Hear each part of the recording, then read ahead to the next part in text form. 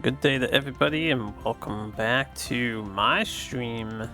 We are covering Epic Series 4. I've been covering it for the past 2 days. We've been looking into the winners brackets games, but today we're nearing the end and this should hopefully be the finale. We're going to cover the winners top 8, also known as the quarterfinals.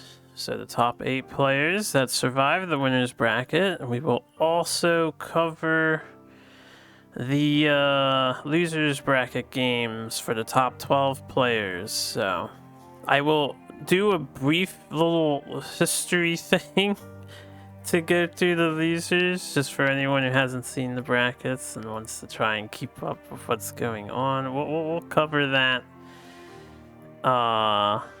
as best as I can. And for today, since we're trying to make some Duelyst content, I figured it would be a good idea to show off the deck list for the top 12 players. So on day 2, Duelyst. Yeah, what's up, brother? Hope you're doing good.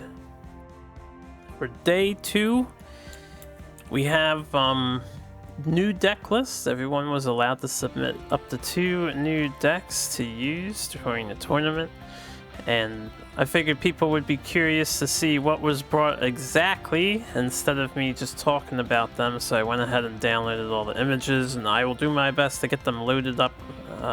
We'll look at them. That's the wrong thing. I need to be in studio. We'll look at them as we go through the games here.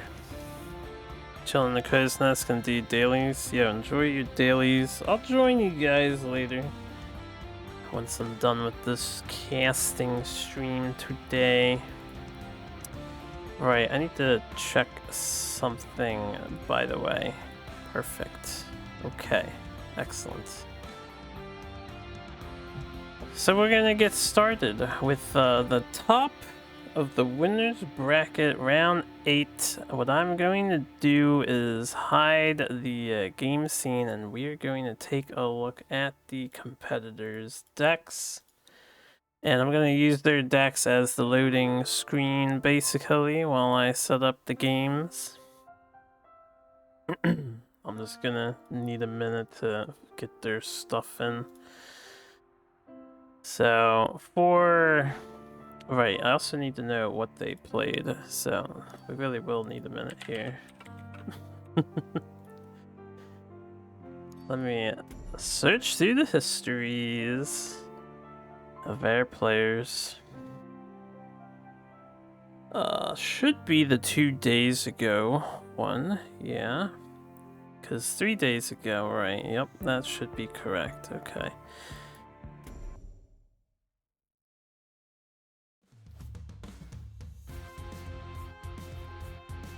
So for our first game, we are going to have Estari playing versus Top Deck Timmy. I will get their decks up momentarily. These are the lists that will be featured from left to right. Estari is bringing their Songhai list. I won't do comparisons. It would be a lot of work for me to go back and forth, and I don't want to sit on this screen for too long. But this is going to be their spell high list for the day, and I think they have we'll go over the second deck when it gets chosen, if it gets chosen throughout the throughout their matches today, but they're bringing in the spell high. You can see we have Walls Vanar for Top Deck Timmy. So earlier, or yesterday, we witnessed Walls Vanar perform very strongly against Songhai. Even despite their current power, the Walls Vanar list did really well. We'll have to see if Top Deck Timmy comes ahead or Estari. And I need to get the second hand loaded. It is surprisingly... Oh right, I don't have Timmy Timmy is not on my friends list. That makes this a little simpler for game 1. So we're gonna have Estari versus Top Deck Timmy. Let's get it started here. We know the strength is spell high. They have tremendous amounts of power, and they have shown to be very apt at taking the player 1 position into extremely aggressive turn 2s and 3s with the mana tile ramping. I want to see if that plays a big role here. In this first match, now the Walls Vanar, on the other hand, have a substantial rate of producing semi-problematic minions. I was getting a little confused there. It looked like Astari was still taking actions on Timmy's turn. Let me turn the music down a bit too. I'll pause this. We'll wait for the walls to place. And an aspect of the worm to go down.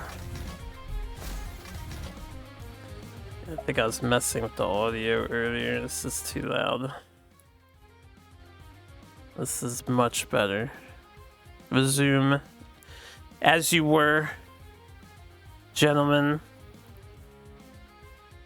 But right, we can see a pretty nice opener from Top Deck Timmy. We have the Glacial Blazing Spines, Frigid Spines. Are these things? I thought they were Glacial Spines before. Maybe they've always been Frigid Spines. But 2/2/3s, and then turning one of them into the White Worm token via aspect of the worm. This is a lot of stats for Songhai to concern themselves with. Timmy is probably thinking if he wants to hold on to that other wall, maybe as a replace card for next turn, or if he should just plop it down somewhere. Besides this token, there's technically one card left. Timmy does decide to deny the mana tile. I think that is a very intelligent way of going about things too. We've seen what Songhai can do with the early ramping. They really can get quite far ahead with one extremely bursty turn. So just taking that mana tile off the table, you're probably not going to be making use of it anyway. That might be the best placement for the wall overall. Alternatively, if you wanted to greed, you could have placed the wall into the center tile to try and block the movement of a Starry. Hey, what's up? Try again. Welcome. Hope you're doing good. And we can only speculate on what Timmy's gonna do in future turns since I cannot see their hand. A Starry here had an opportunity to ramp the 4 if they wanted to use the extra Kaido development or the Phoenix Fire.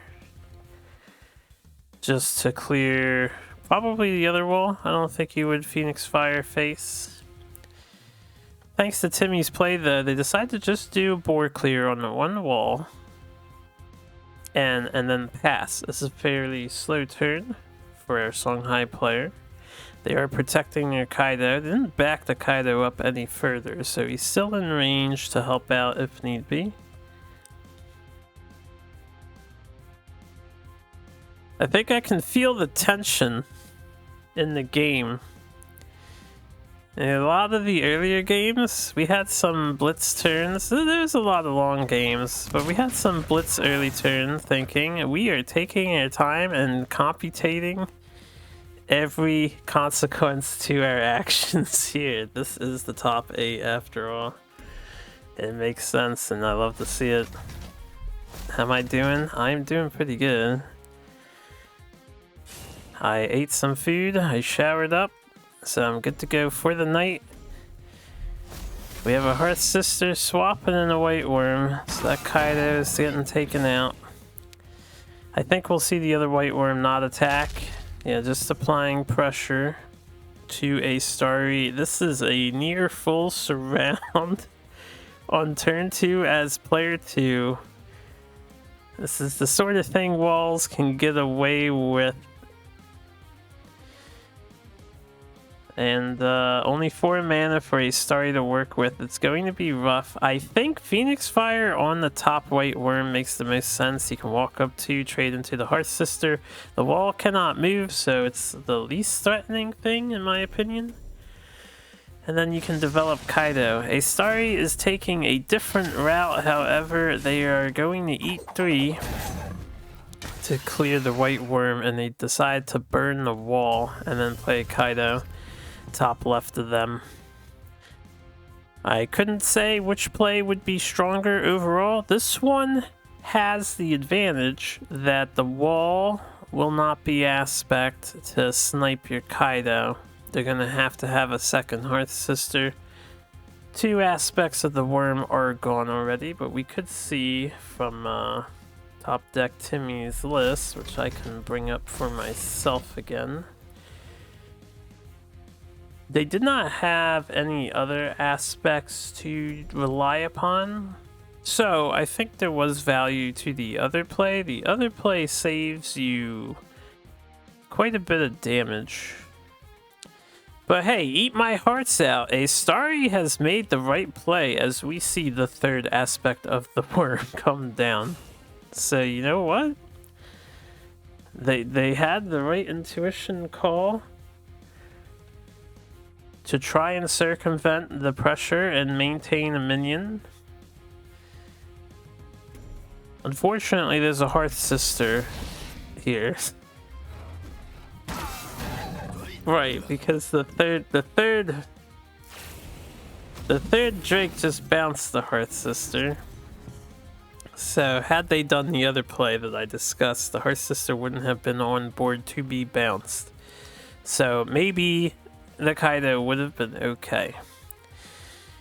Topping their turn off with some mementos, Top Deck Timmy has a Starry surrounded yet again, and this is pretty scary. They can ramp to 7. Hearth Sister's in a nice spot too.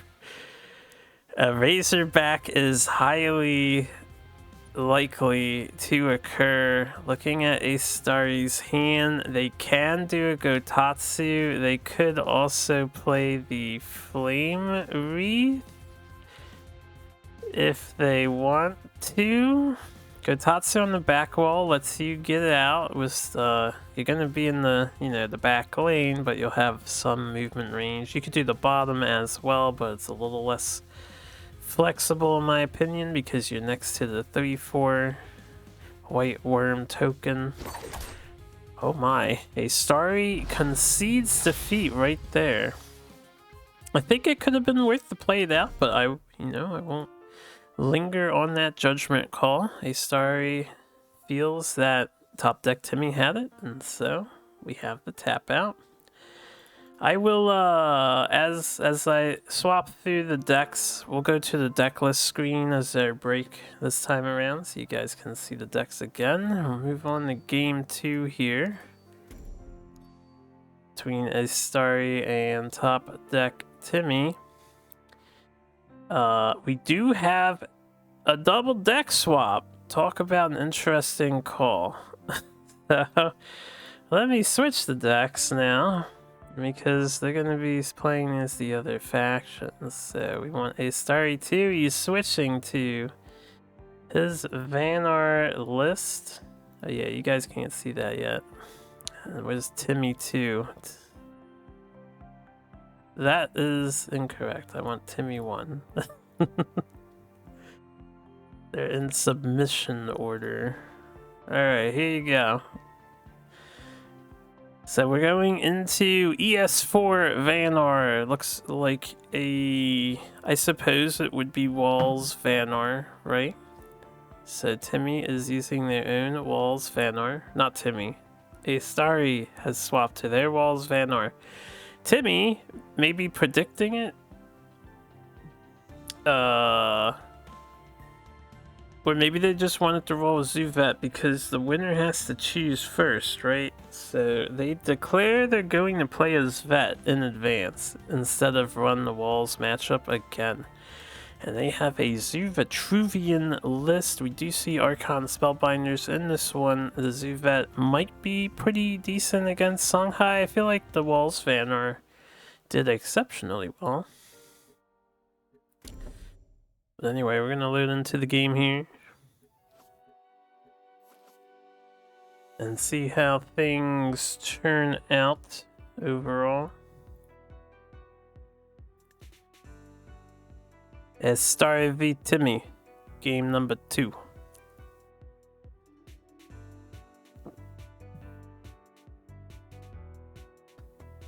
Going to want to look for some sort of 1-drop here.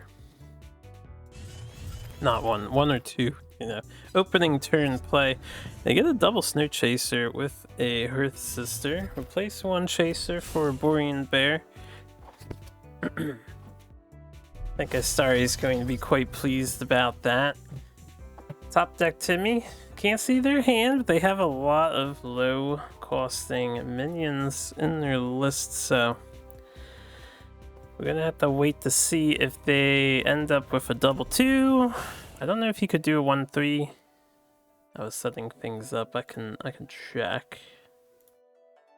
He does have a 1-mana minion, although I don't know if he wants to play it right away. He does have the Prophet of the White Palm. We do see double 2 Jaxi getting buffed with a Primus.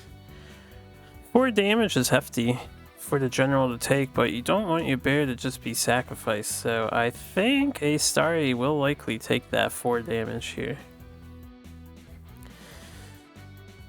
Remember when we had the old wives' tale of Vanar beats Vet by default?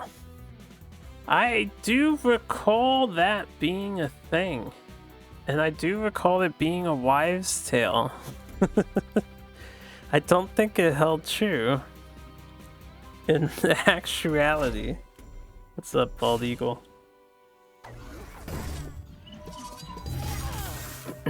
A Starry felt more comfortable going Vanar up against Timmy's vet list, though. Timmy had to declare what he was bringing first.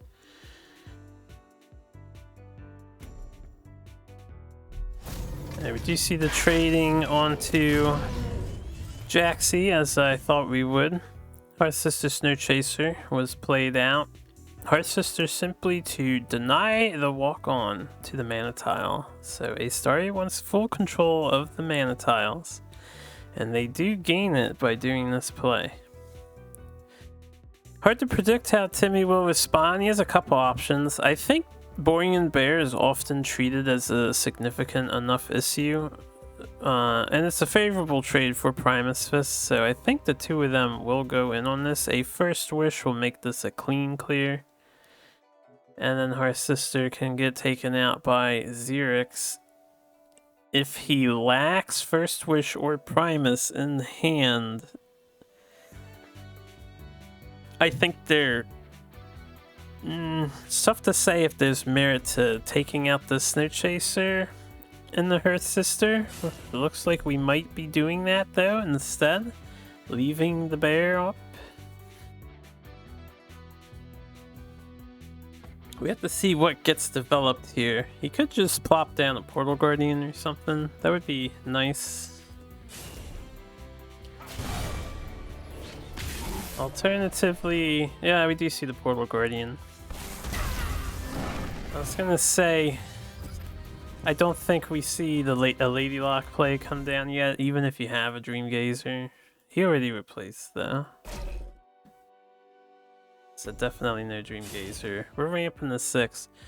Hey, Starry is doing a Lady Lock play. And we've got 3 1-mana cards to top off this Lady Lock. We are putting them around Xerix. The Mementos positioning a little interestingly. We do have the Oops, though. So obviously the mistake here is if Xerix hits the bottom Snow Chaser, the Portal Guardian can frenzy 3 of these entities. So this is a pretty big oops on a Starry's part. the Lady Lock can be dispatched of far more easily due to this. I think if you were to do this play, you would have wanted to start with the walls. And it's hard to say, actually. I'm not sure how you would position. It would have to be pretty weird. You would want like the Snow Chaser in the back here. Maybe Lady Lock on the corner. And then your walls. You could do like walls here. And then Snow Chaser and another wall. And that way the Snow Chaser would check the Portal Guardian and Lady Lock would check Xerix. It would have had to been some weird arch like that. On the silver lining for a Starry, they did draw 2 cards. They do have a full hand. They didn't lose anything. They actually got their Snow Chasers back too. So they do have a full hand to work with, but they are behind on board. There's 2 Portal Guardians and an Araki Headhunter. It's a lot of growing attack minions that have been developed. Clearing options. We still have our replace. A Starry has Hailstone Prisons, not ideal. An aspect of the worm, or Drake, or whatever.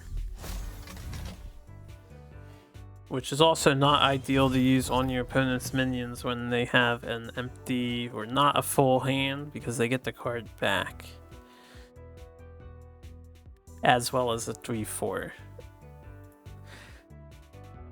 No chromatic holds in this list. No dispels in this Vanara list. So top deck Timmy is going to have the strength of stat boosting with the Vitruvian. And does he have Interasis? He does have Interasis and Syzygy. This matchup might actually be fairly rough for a Starry. A Starry's Vanara list doesn't have ways to deal with buffs efficiently. One Snow Chaser goes down permanently as a Starry's hand is full. We do see a Lady Lock play. And with the Chronomancer, you know some spells coming out, it's either Syzygy or Interacy, and since he's pointing it in the middle here, it's looking like a Syzygy. It is indeed.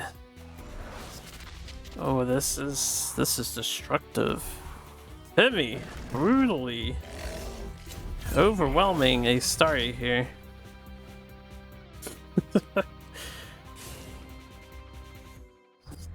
And then Portal Guardian struts forward with his awesome walk cycle. Alright, the Wolf Token gets a favorable trade on the Lady Lock herself, but what do you do about this 3/7 Provoker? And even if you use Aspect of the Mountains here to deal with this 3/7 Provoker, what do you do about the 3 backline threats that can blast you from anywhere on the board? Aspect of the Mountains is a Starry's play of choice, sending it in face just to get some damage. Xerix is surprisingly low despite the overwhelmingly strong board that they have. They're down to 14. I don't know if a Starry has reach per se with their deck. They don't have like Flameblood Warlock or aggro-y things. They kind of need to develop and get a Razorback play going. That's where their main burst comes from in the Walls Vanner. That or a Breen Bear that has a lot of walls to power it up. Timmy decides to take a little bit of a slower turn, just doing a Sloth lockdown. That is problematic. A Starry can chain these walls here, and then, if they want, use a Snow Chaser and use a Hearth Sister to get at least the Portal Guardian away from them. The 8/7 is the big issue right now. Or they could do a second Aspect of the Mountains turn. That's not going to be enough. This is likely the end for a Starry. Timmy is playing Lady Lock. Portal Guardian has Frenzy. He will be able to clear the mountains for free. And we do see a second Syzygy come down. Araki Headhunter is going to have a great 11 damage blast. On top of a 13 damage Frenzy. That was a rough match for a Starry, but well played by top deck Timmy. Their high HP minions were very problematic there for those end turns of a Starry's Vanar list. Alright, so once again, these were the decks that were just featured.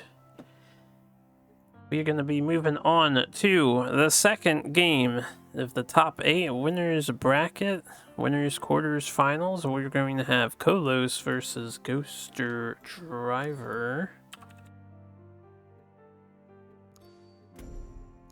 So let me load up one of their games. And then I will load up their decks once I see what they went in with. And this also lets me see who's playing number 1 and who's playing number 2, because I have to determine that as well.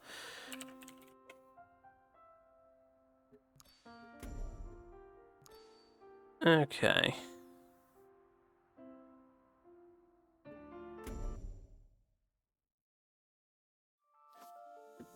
So, we have Vitruvian versus Abyssian. So day 2, Kolos decided to forego their, what do you call it? Their Maymays. No more Mechazor Vitruvian here. Alright, this list might be a little awkward to see, but I'm not the one who set up the imagery. Just a advance warning. Let me load in Kolos's list here. Who are you playing as?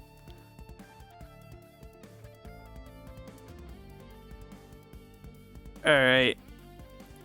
I'm gonna have to check something now. We had some jokes yesterday about some possible deck list issues. Turned out to be my fault. Might have possible deck list issues here again. I don't think it matters. Oh, okay. Yeah, it's on me. It's on me. It is on me. That's okay. I'm going to need to do a name change here because I'm an idiot.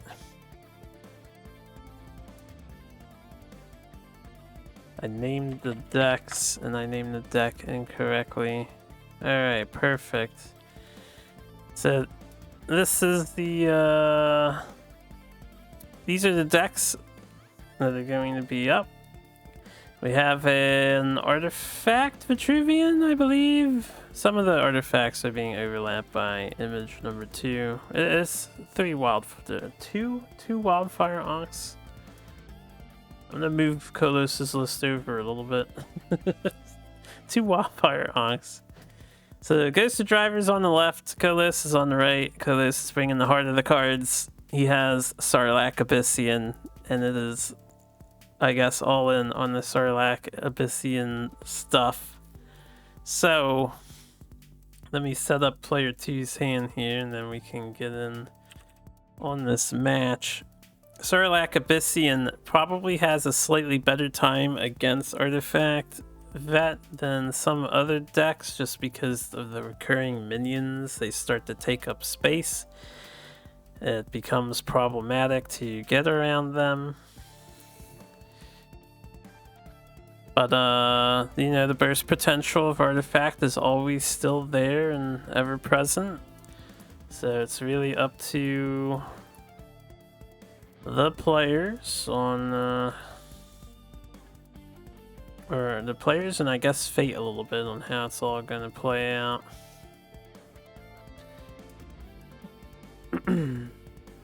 No purple mirror, boo. Well, this is only game 1. We'll have to see if a change-up happens later. But no purple mirror. Game 1 between Kolos and Ghost Driver.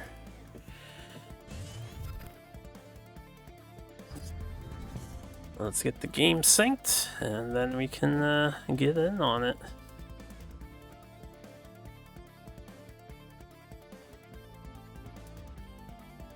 And I have to hide the player 2 hand. So much to do. The Ghost Driver does gain a Mana Forger opener. Scion's First Wish will help them cycle through their deck. I don't play Artifact Abyssian, Artifact Vitruvian too often, so I'm not sure if, like, what do you dig for early on? Do you just want your turn 2 Blast Artifact, or do you want something else happening? Kolos had an opportunity to ignore that and start with the Sarlacc spam from the get-go, but he chooses to whip the threat that is Mana Forger.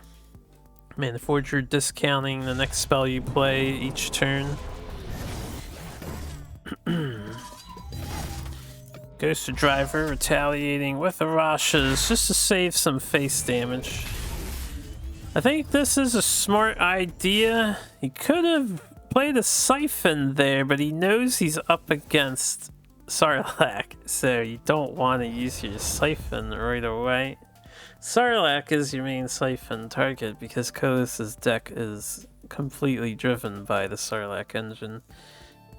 Current artifact consensus seems to be ignore everything, heal, and wait for the Tears of Exodia hand. Sounds reasonable to me.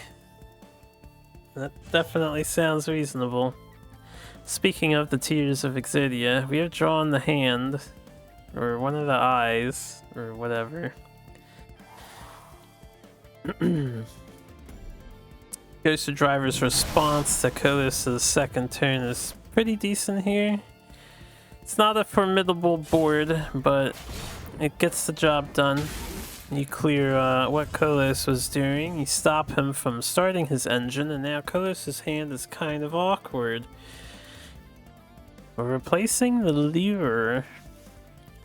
I think you just develop a Shadow Dancer if you're Kolos and take out the Riftwalker here. The other two don't really make sense to play. As opposed to Artifact in the past, which played totally differently. We're all about high energy burst now. Absolutely. Ghoster throws away an artifact. He's looking for something. He has a Siphon. It would seem like a no-brainer to just Siphon that, and it is likely what will occur to prevent it from getting out of control, but he might be a bit reluctant to do so, because this means a Sarlacc can get by on the next turn. Playing the Riftwalker just to put some damage on the Kolos and wound the Shadow Dancer. And Kolos has an opportunity to use the Deja Vu Engineer, return Shadow Dancer to her former glory of 4 HP. He could also keeper it as a means of revival instead of Deja Vu. He might be more inclined to keeper it. 2 Riftwalkers are down currently.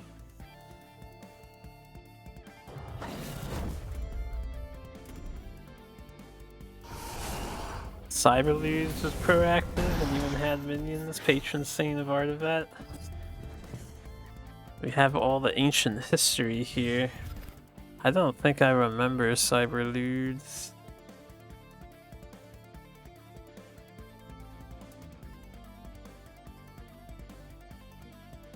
There was some history discussion going on in the DO earlier today.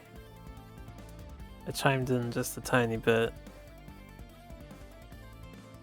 Somebody was saying 2-3 Tuskboard, they didn't remember it getting used, and I was like, You mean it was in every Songhai deck still?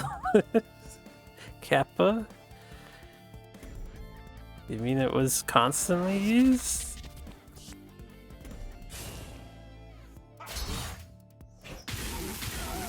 That is an unfortunate turn for Ghost Driver. I fell silent there, a little bit in disbelief, but I guess it was the best he could do. He's holding on to his artifacts so they do not get pinged away, but using a third wish just to clear an already dispelled 3-1 and get closer to Kolos. He does have 2 tiers in hand, so Ghost Driver's plan right now is to hit an OTK. Kolos has a few options on what he could do here. I don't think it would be so bad to just apply a lot of pressure with a Revenant in the face of Ghoster.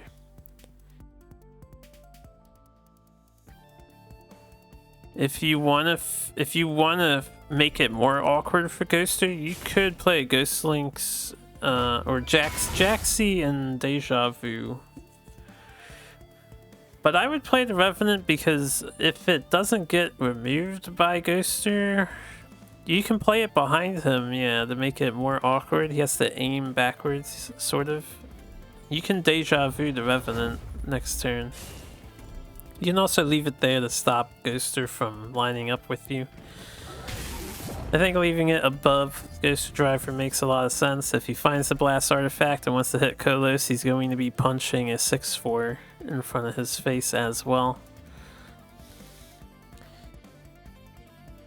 And Ghoster looks like he's gonna Entropic Decay and dig for more pieces of his combo. Entropic Decay unfortunately comes at a cost of 1 health on Ghoster. Or I suppose it's like 1 leech effect instance. Plays a Mana Forger behind him. I don't know if that's worth it. That's you just maybe it's worth it. Keeper can kill it for free. Yes, you take 1 damage instead of 3 damage. That might be the idea there. Like, oh yeah, look at this GC Mana Forger. You don't want to hit me in the face, right?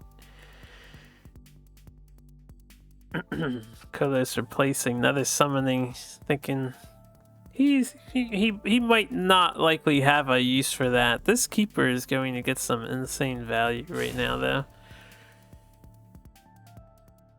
Unfortunately, not at 9 mana for Kolos. He could do a pretty disgusting double Revenant turn.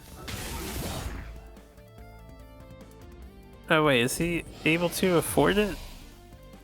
I thought he couldn't afford it. Oh no, it kills. I saw the cards highlight. I was like, wait, he can play the cards in his hand? Kolos just has lethal with some death procs. Alright, Artivet plan did not work out for poor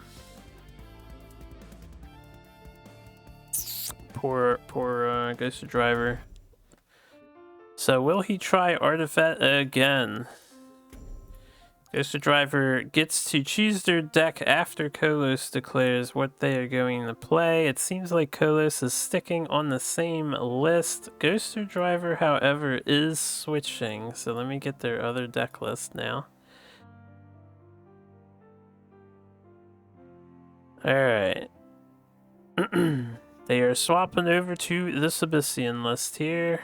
I don't know what it's called, but it seems to be a Creep Abyssian, except he's utilizing Spectral Revenant as his top end, something that's been dropped from the day 1 Creep Abyssian lists.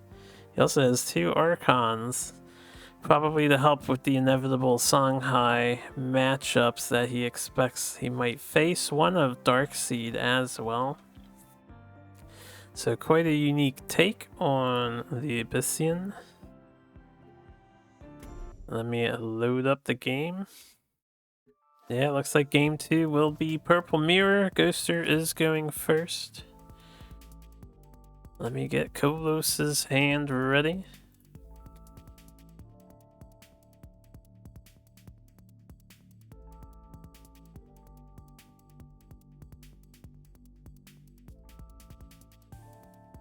So we have Sarlacc cheese, as it's lovingly referred to, versus I'm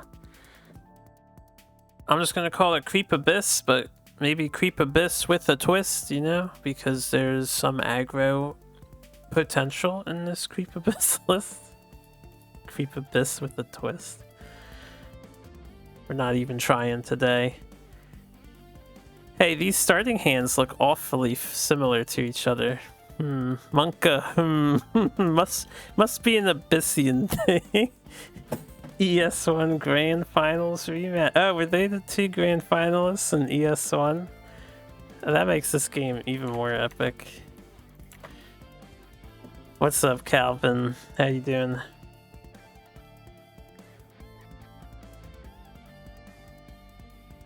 Okay.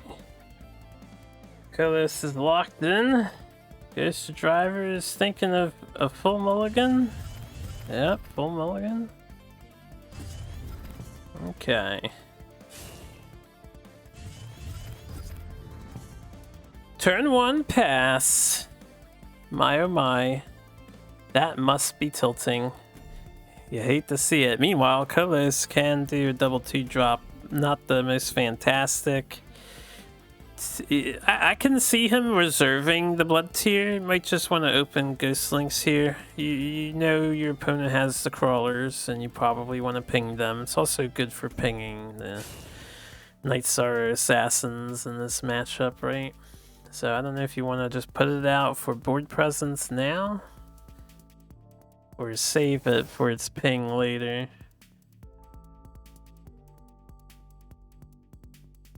We're thinking about it.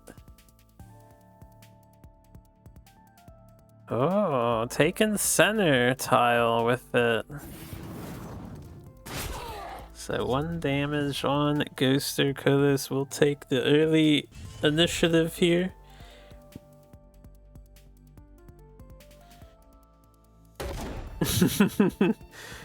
And Ghoster will get a nice, I think that was the replace card, right? The sphere.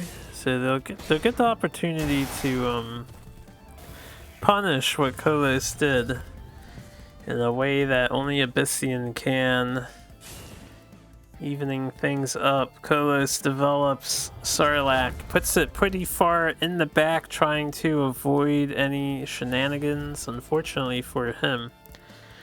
Well, this is actually tricky. If you want to guarantee that you hit this this spell, you have to Riftwalker first, so the Riftwalker's positioning is gonna need to be thought about a little bit here. I don't think you want to put it there. You don't want to move the Sarlacc. You're gonna want to Riftwalker only Kolos's face. Alright, choosing to deny the mana tile. We're gambling. We have lost the gamble on this turn.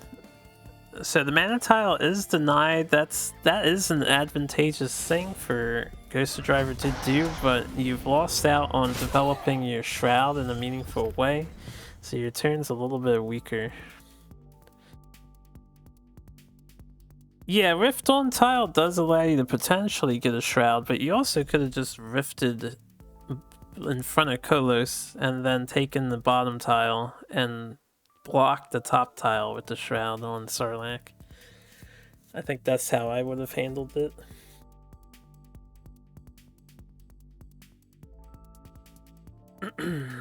So Kolos may want to consider starting the factory as you do. He can even throw out a Jaxi or another Ghost Links to fill up the hand on the mana tile.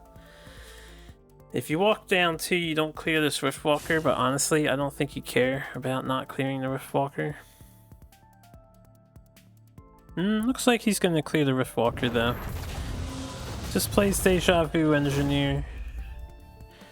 He gets a nice backline Sarlacc spawn, which is pretty good for him considering how Abyssian can make use of that.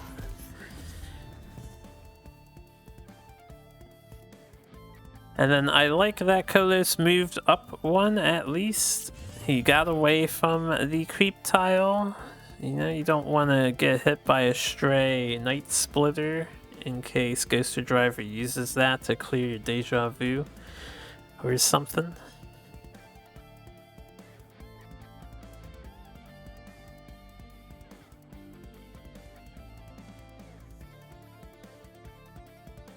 Ghoster could... It's a hard turn.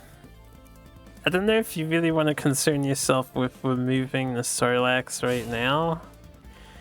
It's because it's a 2-mana commitment, but you could Shroud that and then DT Engineer. Okay, this works, I guess. It's a little resource intensive. That's your second Grasp of Agony down, and you're dumping your hand out. But it works. And it keeps you healthy. So you do have an HP lead. But now you're down on cards.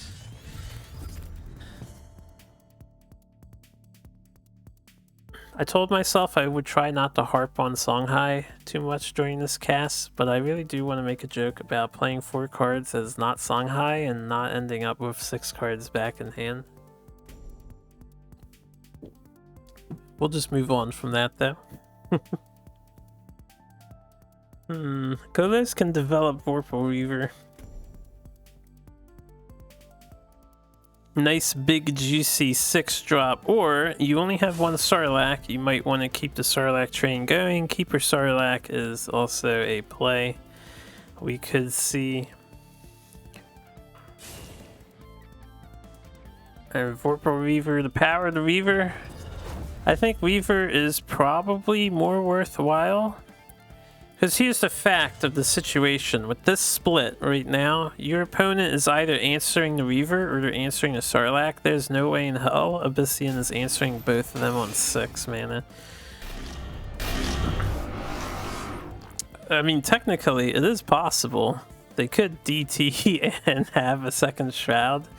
They would have wanted the Shroud first, but I think the odds are low. I should say the odds were practically impossible that they would answer both.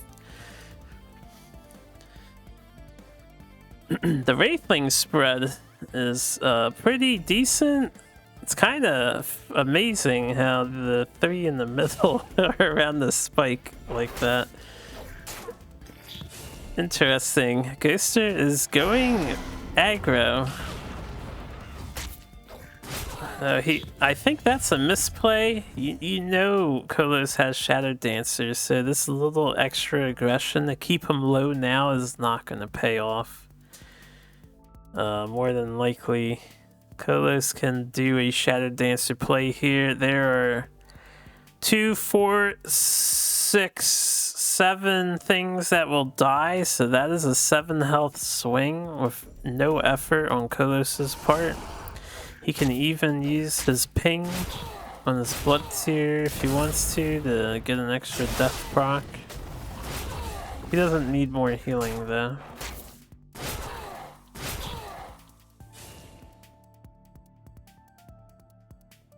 Now, to be fair, if the Healing Mystic had cleared 1 Wraithling, it would have needed to do it in a very defensive manner. This same turn was going to happen regardless. It's kind of the consequence of clearing a Vorpal and not dealing with the Wraithlings in the same turn. The Ghoster's behind now. In trouble a little bit. Only 7 mana. Nova going on Shadow Dancer out of necessity. That's the only thing they can cast though. The rest of their hand is 3 mana. You could clear a Wraithling now, but it takes away 2 damage from you. You could just pass if you want.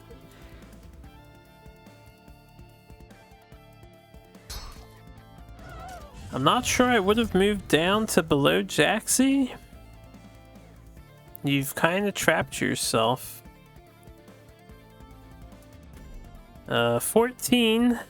We have 5 damage on board. Kolos can convert it to +3, so 8 damage. I don't think he quite has enough for lethal. We might see another summoning play with Darkfire Sacrifice to generate as many Sarlaccs as possible. No, another summoning, never mind. We will not see that, just a Keeper. Keeper breaking the replay as the game thinks Kolos has 8 mana still. On the top right. He should have 3 mana. Apparently. Undefined, undefined. I've never seen that before. That is awesome. There's an undefined Sarlacc on the board, guys. He has undefined health and undefined attack power. Kolos is truly the most powerful Sarlacc gamer to have ever graced Duelyst. So that Sarlacc should be a 1/1, but apparently he's undefined. Thanks, Keeper. Yeah, thank you, Keeper the Veil. Can always count on you to break the replay system for some reason. Your ability is just way too sophisticated for the programming. I think Ghost Driver is fighting an uphill battle here. If he had his creep nearby, he could... I don't think he'll be okay. Kolos has too many Sarlaccs, and Ghost Driver relies on Shrouds for his Dispel. He's already used 2 of them. These Sarlaccs aren't going anywhere. In fact, they're gonna multiply in a moment because I'm pretty sure we see Zurael happen. Just a board clear Zurael action. No, Shadow Dancer. I didn't count damage. It might be lethal. It might be lethal. Or Shadow Dancer.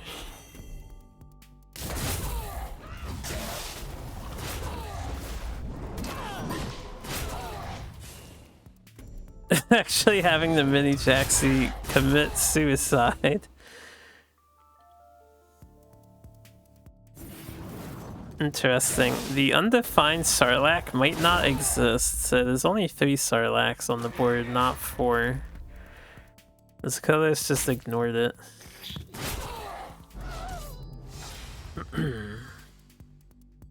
Okay, so Kolos takes it 2-0 over Ghoster Driver. He wins in the mirror, and he won against the Artifact Vitruvian. So let me bring up the lists that were just featured for anyone who's interested in those decks. And then I will load up the next game. We're going to have Scuttle playing a Majoring Hobo. Kolos the AIDS Master. Okay, I do have both of them, right? I do have both of them.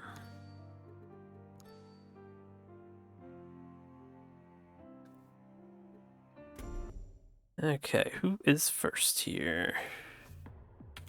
Hobo is first.